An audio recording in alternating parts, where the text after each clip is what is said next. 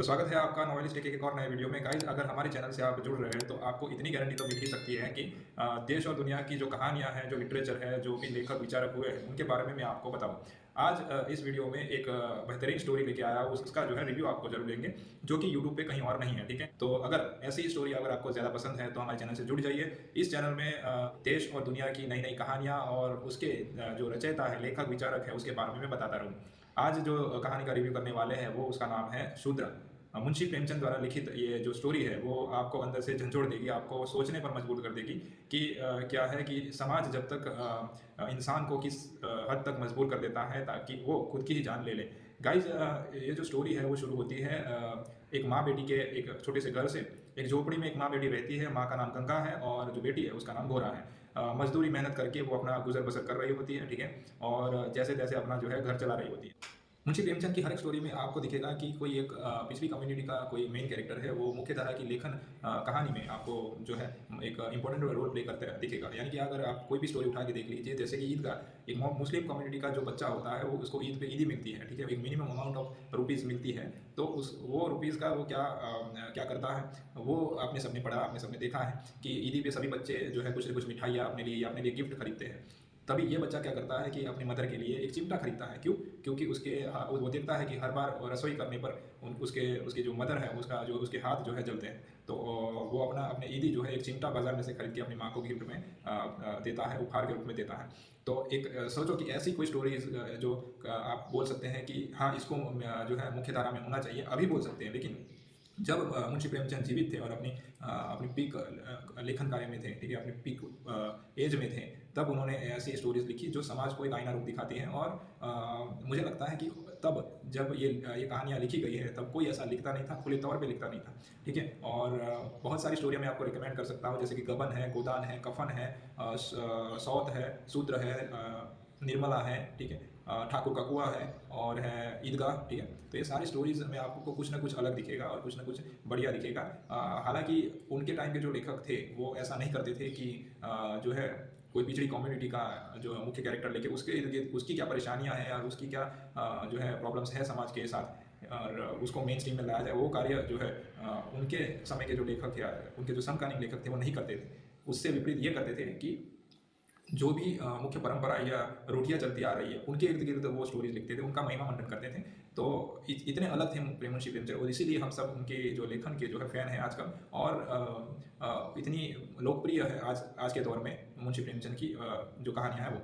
अभी पर्टिकुलरली शूद्रा जो कहानी है उसकी बात करें तो उसके जो पॉइंट आउट मैंने किए हैं, तो सबसे पहले क्या है कि शूद्र कम्युनिटी की दो महिलाएं, माँ और बेटी दिखाई गई हैं। सबसे पहले उनका दो लाइन में ही, शुरुआत के दो लाइन में ही इंट्रोडक्शन है कि जो माँ गंगा और गौरा माँ बेटी है और वो एक झोपड़ी में रहती है और उनके पास सिर्फ अपनी फैमिली के नाम पे वो दोनों ही हैं और मेहनत मजदूरी करके अपना पेट पाल रही है। ठीक है, कम्युनिटी के लोग, आजू बाजू के अड़ोस पड़ोस वाले और दूसरी कम्युनिटी के लोग भी उसके ऊपर ईर्ष्या करते हैं कि जो माँ बेटी है कहाँ से पैसा लाती है अपने जीवन गुजार करने का, क्योंकि जो गंगा है वो विधवा है और उसकी बेटी जो है गौरा, वो शादी के लायक है लेकिन अभी भी कुंवारी है, वो उसका कोई पति नहीं है, यानी कि घर में कोई मर्द नहीं है। ठीक है, तो ये दिखाया गया है। तो उसके पॉइंट पर मेरा इंट्रोडक्शन ये है कि जो घर दिखाया गया है, तो शूद्र कम्युनिटी की जो दो महिलाएं दिखाई गई है, माँ और बेटी।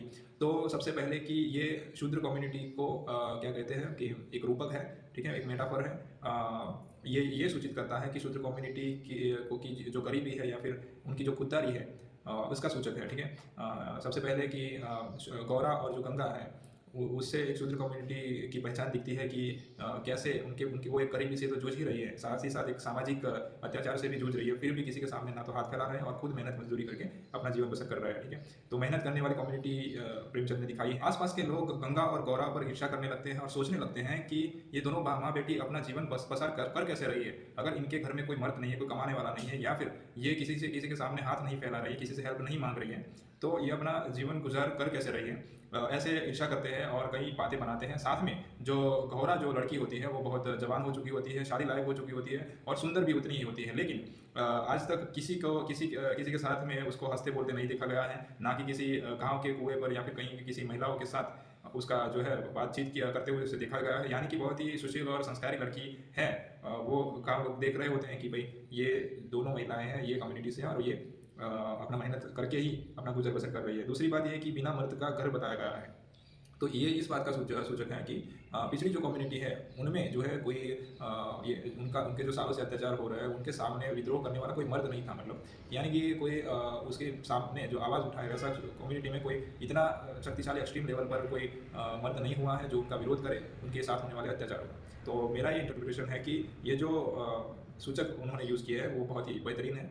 दूसरी बात यह है कि मंगरू नाम का जो नायक है बाद में आता है, ये दोनों जो महिलाएं अपना जीवन गुजर कर रही है उसके बाद उनके लाइफ में मंगरू नाम का जो कैरेक्टर वो इंट्रोड्यूस होता है। मंगरू बेसिकली बामन का कम्युनिटी का होता है और वो कोलकाता जा रहा होता है और नौकरी की तलाश में जा रहा होता है और बीच में उसका उसको उसको वो जो गाँव में रहता है वो ये गंगा और गौरा के साथ उनके घर में रहता है। मंगरू को गांव में और कोई अपने पास रखता नहीं है, सिर्फ ये गौरा और गंगा ही अपने घर में उसको बना देते हैं और उसका मेहमान नवाजी करते हैं। और साथ ही में ये भी जोड़ा गया है कि जो गंगा होती है, जो यानी कि जो गौरा की माँ गंगा होती है, वो अपने बर्तन बेच के उसको अपना जो है खाना बनाती है और खिलाती है। यानी कि यहाँ पे ऐसी कम्युनिटी है जो भी पिछड़े वर्ग के सारे लोग हैं वो सारे मेहमान नवाजी ऐसे करते हैं जैसे कि कोई अपना घर का ही ना आ गया हो और अपने बर्तन बेच के ज़रूरत पड़े तो अपने बर्तन बेच के भी अपने घर आए मेहमान की मेहमान नवाजी करते हैं। तो ये उसे उनके घर पे रहता है। तो जो गंगा है वो गौरा और मंगरू की शादी यानी कि सगाई करने की बात भी कर देती है और मंगरू भी मान जाता है। तो अपने बहन के गहने या फिर कुछ भी जो है सामान ला के वो कैसे भी करके सगाई कर देता है गौरा के साथ और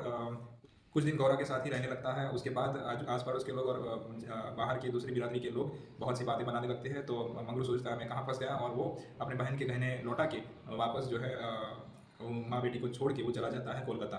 ठीक है, तो उसके बाद जब वो अपने गहने जो है बहन के पास लौटाने चाहता है तो उसका जो जीजा होता है उसके साथ खाने बैठने पे मना कर देता है कि तुम खा लो, मैं बाद में खाऊंगा, क्योंकि तुम जो है बिरादरी में से अभी दूर किए गए हो और बाहर रखे गए हो, क्योंकि तुमने जो है हमारे बिरादरी के बाहर जो है मैं अलग अपना जो है शादी की है और इसलिए मैं तुम्हारे साथ खाना खाने नहीं बैठ सकता और तुम खाना खाओ और चले जाओ। उसके बाद जो है ये जो सूचक है वो दिखाया गया है कि कैसे जो ये बिरादरी वाले जो लोग होते हैं वो अगर कोई पिछड़ी जाति के साथ भी कुछ कोई भी हेल्प या फिर कोई भी अपना नाता रिश्ता रखते थे तो उनको खुद की कम्युनिटी से उनको बाहर किया जाता था। तो ये एक बड़ी विडंबना है, उसको दिखाया गया है। और एक दूसरी बात है कि जब मंगरू गौरा को छोड़ के हमेशा के लिए कोलकाता चला जाता है तब भी गौरा जो है हंसती खेलती रहती है और उसको जो है ये बहाना बनाती है गांव वालों के और बाकी महिलाओं के सामने कि मंगरू जो है हमारा खर्चा नहीं उठा सकते, इसीलिए पुरुष को तो कमाने के लिए बाहर जाना ही पड़ता है। ऐसे बहाने करके वो अपने को त्याग देने वाली जो भावना है उसको छुपाती है और गाँव वालों और दूसरी महिलाओं के सामने जो है एक हंसता मुंह रखती है और हमेशा हंसती खेलती रहती है। पॉजिटिव व्यू वो हमेशा गाँव वालों के सामने रखती है कि मंगरू ने उसे छोड़ क्यों दिया, तो उसके जवाब में हमेशा वो पॉजिटिव जवाब देती है। तो ये एक सूचक है कि ये जो कम्युनिटी के लोग हैं, ठीक है, वो हमेशा एक पॉजिटिव व्यू रखते हैं। उनके साथ कोई भी अत्याचार हो, कोई भी उसे त्याग दे, गौरा की तरह हमेशा पॉजिटिव व्यू रखते हैं। दूसरी बात यह कि हमेशा ईश्वर पर भरोसा रखते हैं। तब भी जब ईश्वर उनके साथ कुछ ऐसा कर रहा है कि जो उनके जो है जीवन में नहीं होना चाहिए, फिर भी गौरा के जैसे एक भजन की जो पुस्तक थी वो गौरा हमेशा पढ़ती रहती थी और भजन गाती रहती थी और हमेशा एक पॉजिटिव व्यू रखती थी। तो ये कम्युनिटी के लोग हमेशा ऐसे होते हैं, ऐसा जो है प्रेमचंद हमें दिखाना चाहते हैं। और दूसरी बात यह है कि स्टोरी यहाँ तक आ जाती है। उसके बाद जो है गौरा के परिचय में एक बूढ़ा ब्राह्मण आता है जो उसको बताता है कि उसको पता है कि मंगरू कोलकाता में कहाँ रहता है, तो अगर तुम्हें अगर मिलना है तो मैं ले जा सकता हूँ। ऐसे करके जो एक बूढ़ा ब्राह्मण जो है वो गौरा को ले जाता है और उसके साथ वो चल पड़ती है। बूढ़ा ब्राह्मण उसको एक नाव में बिठाता है और वहाँ से उसको विदाई करता है। तभी नाव में बहुत सारे लोग होते हैं। एक महिला जो है एक कोने में रो रही होती है, वो उसके परिचय में आती है। तो महिला उसको बोल रही है कि तुम यहाँ कैसे आई, किसने तुम्हें यहाँ पे बिठाया। तो जैसे गौरा जो है उस बूढ़े ब्राह्मण की बात करती है उस महिला से, तो महिला उसको कोस कर उसको श्राप देते हुए बोलती है कि उस जो है बूढ़े ब्राह्मण की जो है सारी पुश्तें मर जाए, और ऐसे ही उसको श्राप देती होती है, उसको कोस कर रो रही होती है। तभी गौरा को कुछ समझ में नहीं आता कि ये क्यों बोल रही है, ऐसा क्यों बोल रही है, क्योंकि जो बूढ़ा ब्राह्मण है वो उसको अच्छे के लिए ही उसको उसके पति से मिलवाने के लिए लाया होता है। तो जो महिला होती है वो बोलती है कि ये बूढ़े ब्राह्मण ने सबको ऐसे ही उस नाव में चढ़ाया है और उसको खुद को भी ऐसे करके महिला फुसला के इस नाव में कई साल से फंसा के रखा है। तो ये जो चीज़ है, जो घटना है, वो दिखाती है कि कैसे किसी एक कम्युनिटी ने बहुत सालों से लोगों को एक नाव में फंसा के रखा है, यानी कि एक सामाजिक व्यवस्था में, वर्ण व्यवस्था में फंसा के रखा है बहुत सारे लोगों को। और कई सारे लोग फंस चुके हैं और अभी उनको वहाँ से वर्ण व्यवस्था या सामाजिक व्यवस्था में से निकलना चाहते हैं, फिर भी नहीं निकल सकते। ठीक है, तो ऐसे एक पछतावा और एक ऐसे समाज की रचना दिखाई गई है। ठीक है, दूसरी एक बात कि जो नाव में बैठी महिला है जो रो रही है, वो सारी महिला कम्युनिटी का भी रिप्रेजेंटेटिव है, एक सूचक है कि उन जो महिलाएं हैं, जो बाकी सारी कम्युनिटीज जो भी सारी कम्युनिटी है, महिला की कम्युनिटी, वो भी कैसे अत्याचार झेल रही है, कैसे फंसी हुई है एक तरह से एक समाज में, उनके साथ महिलाओं के ऊपर जो अत्याचार है उसका वो सूचक है, ठीक है। उसका भी एक मतलब दूसरा सूचक है, ठीक है। तो ये है, ठीक है। उसके बाद अगर आप सोचोगे यहाँ पे 3 लेयर है, जैसे कि जैसे जो टाइम चल रहा था तब अंग्रेजों का शासन था, तो अंग्रेज जो है भारतीय पर अत्याचार कर रहे थे, और भारतीय समाज जो पुरुष प्रधान समाज था वो महिला पर अत्याचार कर रहा था, मतलब महिला 2 तरीके से जो है अत्याचार झेल रही थी। तो ये दिखाया गया है। उसके बाद जो है जो गौरा जो है वो जैसे ही नाव से उतरती है, जब वो किनारे पे आती है, तब पाती है कि जो मंगरू है वो सारे जो यात्री है उनका यात्री बना रहा होता है, यानी कि एक टाइप से वो उस नाव में खुद भी फंसा हुआ होता है बहुत सारे सालों से।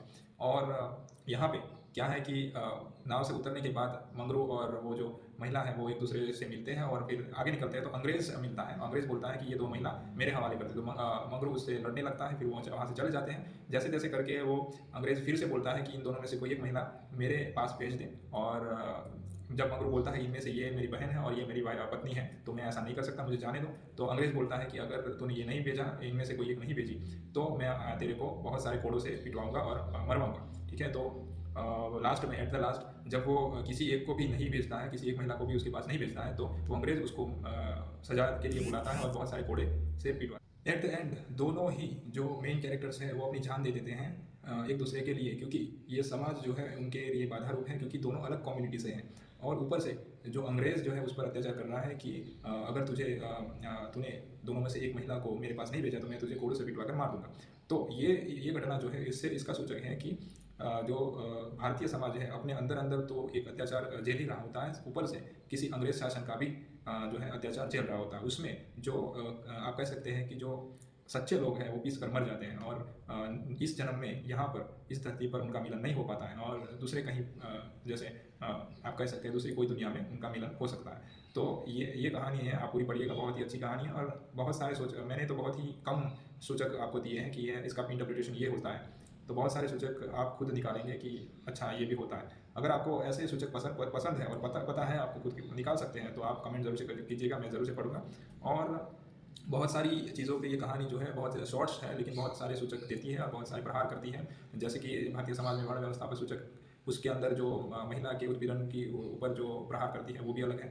ऊपर से जो अंग्रेज शासन है उसके ऊपर भी प्रहार करती है, और जो पुरुषवादी जो समाज है, ठीक है, उसके ऊपर भी प्रहार करती है, और बहुत सारी चीज़ों पर ये जो स्टोरी है वो प्रहार करती है। तो मुझे लगता है कि आपको ज़रूर से पसंद आएगी।